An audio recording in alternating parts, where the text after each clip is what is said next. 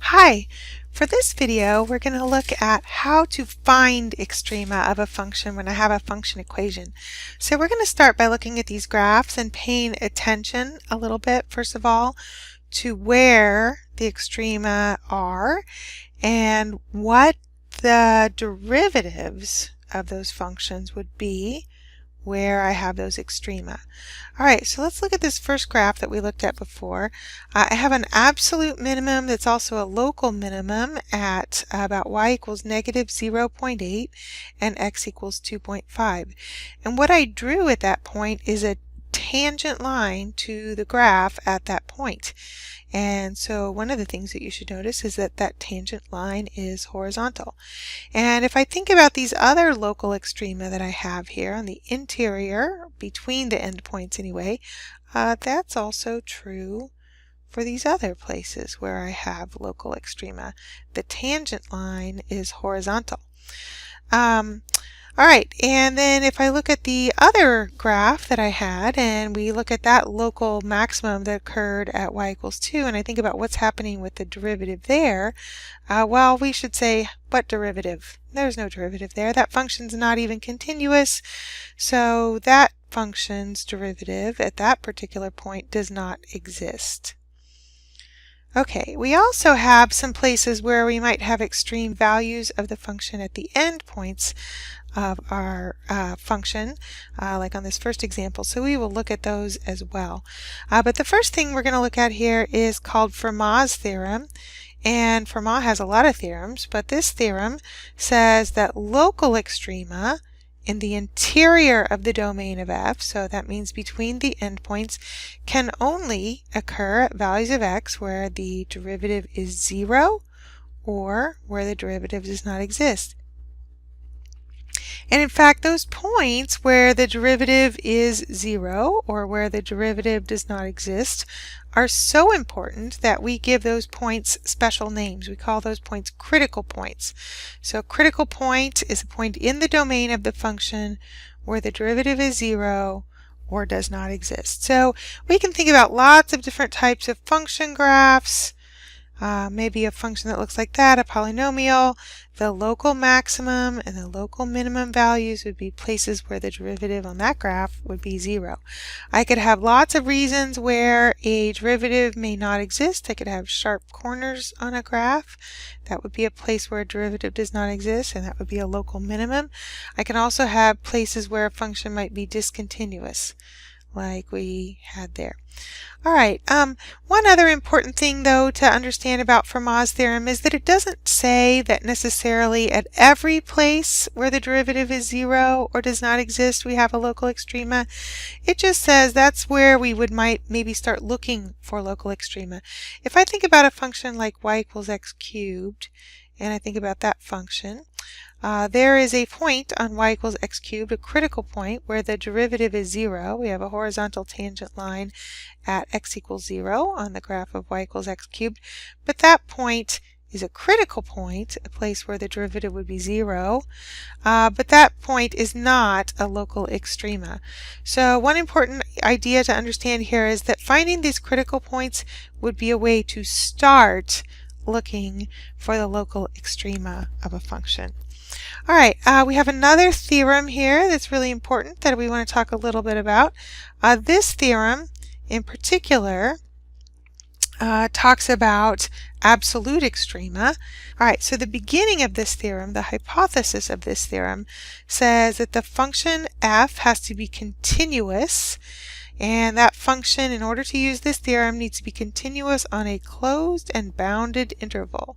So when we say closed and bounded interval, this is the kind of interval we mean. Closed, meaning it includes its endpoints. Bounded, meaning it's not going off to infinity. Then f has both an absolute maximum and an absolute minimum value on AB.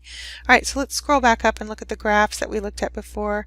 And we have one function, the first graph that we looked at, that was a continuous function on a closed and bounded interval. That one had a restricted domain from -2 to 4. And we have an absolute maximum at one endpoint, and we have an absolute minimum at a critical point, a place where the derivative is 0. Okay, so that is a function to which extreme value theorem applies. A continuous function on a closed and bounded interval, and I do have an absolute maximum and an absolute minimum. The second function that we looked at, notice that that function is not continuous. So because that function is not continuous, the extreme value theorem does not apply to that function. Doesn't mean that there won't be an absolute maximum or absolute minimum. It just means that I can't use that theorem to think about what's going on with this graph. Okay, so let's talk a little bit about putting it all together. How do we find absolute extrema of a continuous function? And specifically right now we're going to focus on a closed and bounded interval AB.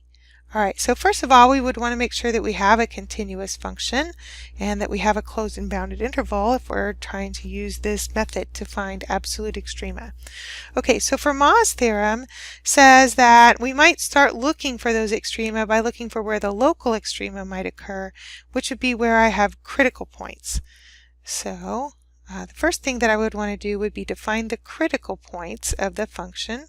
And remember that from the vocabulary we looked at up above, that would be where the derivative is 0 or the derivative does not exist. I'm just going to write DNE here for does not exist. And so when I do that, I'll get some x values, and I want to make sure that those critical points are actually in the interval. So if I find any x values that are not in the interval, I'm going to discard any critical points that are not in the interval AB, in our interval there. Okay, and then the second thing that I want to do is I want to be able to look at the output values of those functions. So I might do that with a graph. I usually make a table of values, but in any case you want to find the outputs of the function so that you can compare which one is the biggest and which one is the smallest, but not necessarily at every point. We really just need to look two places, and if I scroll back up to that function where we had an absolute maximum and an absolute minimum, pay attention to where those two are at. One of them occurred at a critical point that was between the two endpoints of the domain, and the other absolute extrema occurred at the end point of the domain. So we're going to find the outputs of f at any critical points that are in our interval AB, and at the end points of that interval, so at x equals a and at x equals b. Alright, and then from those outputs I'm just looking for the highest and the lowest. And that will give us our absolute maximum and our absolute minimum function value.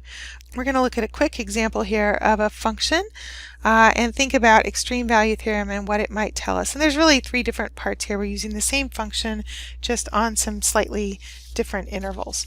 Okay, so the first thing that I might want to think about is whether extreme value theorem applies. And so in order for extreme value theorem to apply, I need to have a continuous function. The only places where a function like this might fail to be continuous would be if the denominator is 0, but x squared plus 1 is never 0. So this function f of x is continuous everywhere. So from negative infinity to positive infinity. So continuous everywhere. Certainly that includes all of these intervals here. Everywhere includes any of those intervals there. Those intervals are closed and bounded. So extreme value theorem says that if I have a continuous function on a closed and bounded interval, then I am guaranteed to have an absolute maximum and an absolute minimum function output value. Okay, so let's go ahead and try to find those. So we're going to first of all find the critical points, so I need my derivative f prime of x. I'm going to need to use quotient rule here. So the derivative of the top times the bottom minus the top times the derivative of the bottom all over the bottom squared. Okay, and I know some of you like to, instead of use quotient rule, like to use product rule instead. I'm going to say that when you do these problems and find critical points, you're kind of making life difficult for yourself when you do that, The derivative might be easier, but the algebra after the derivative can be a lot messier that way. So I would advise, rather than using product rule and chain rule, go ahead and use quotient rule when that applies. All right, let's go ahead and simplify this derivative. So on the numerator I have 4x squared plus 4 and then minus 8x squared. I'm going to leave the denominator factored there, x squared plus 1, the quantity squared.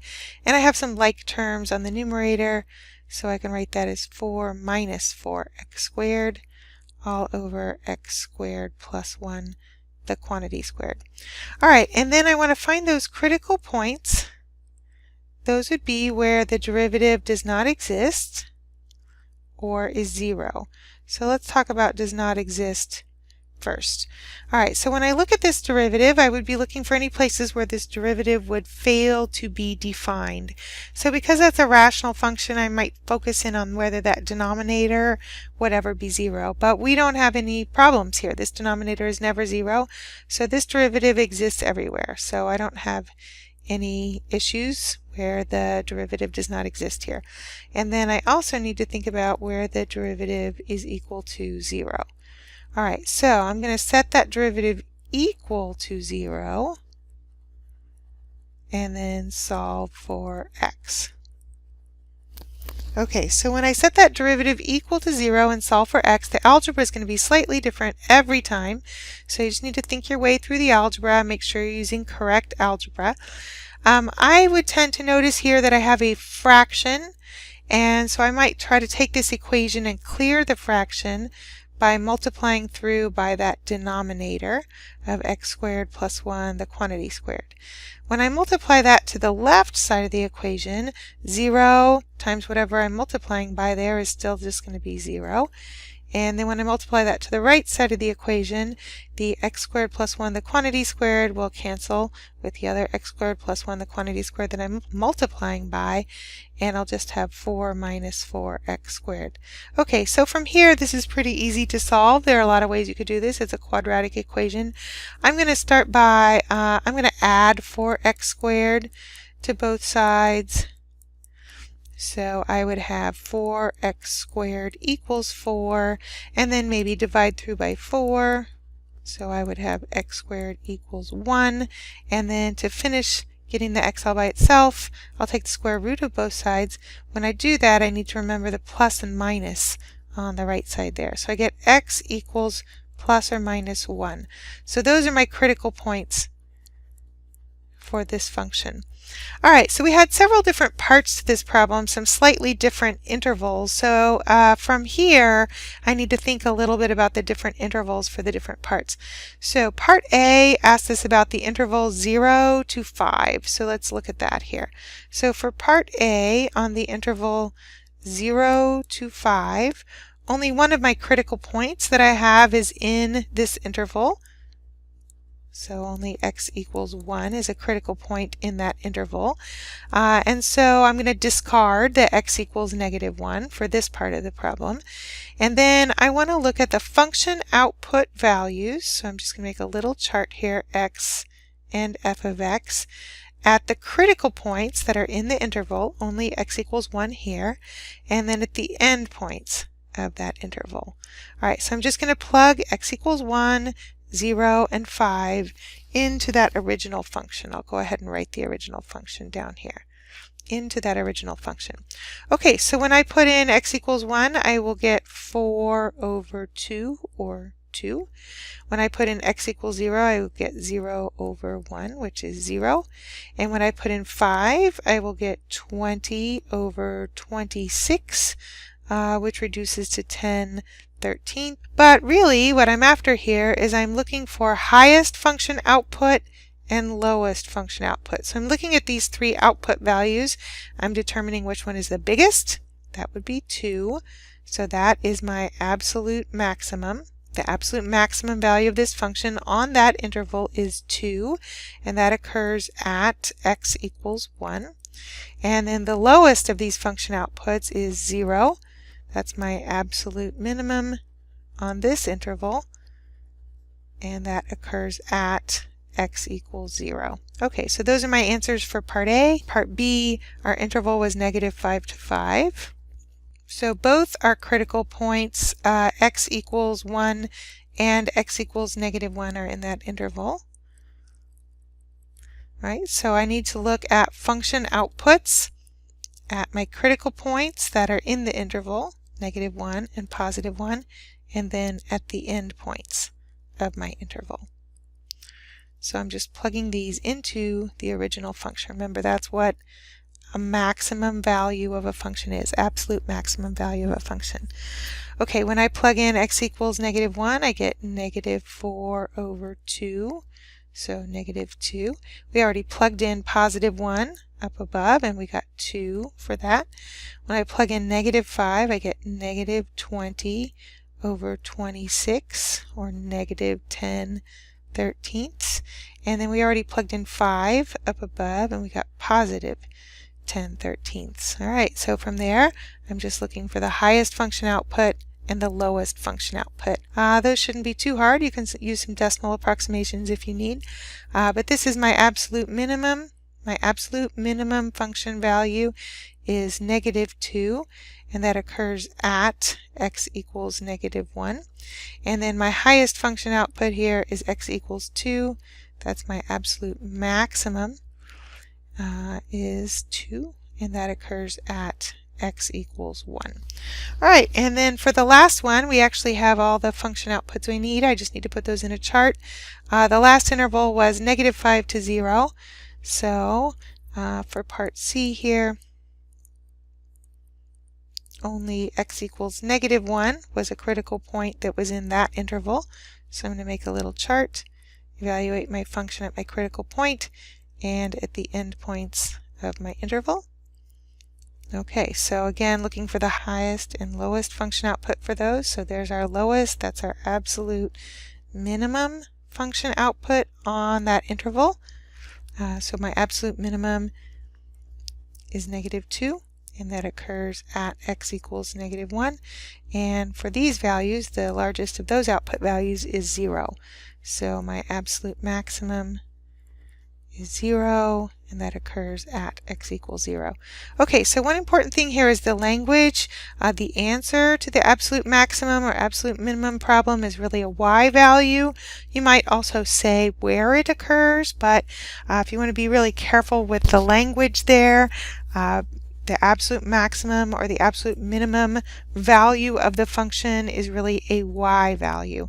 And the other part of this example that we were talking about here that's really important is to understand that your answers depend a lot on what interval you're looking at. So I had the same function, but when I looked at different intervals, notice that my conclusions and what my absolute maximum and what my absolute minimum values were really depended on that interval that I was looking at. So pay attention to the intervals, but these are pretty straightforward problems. The hardest part is probably setting that derivative equal to 0 and then doing the algebra to solve for x.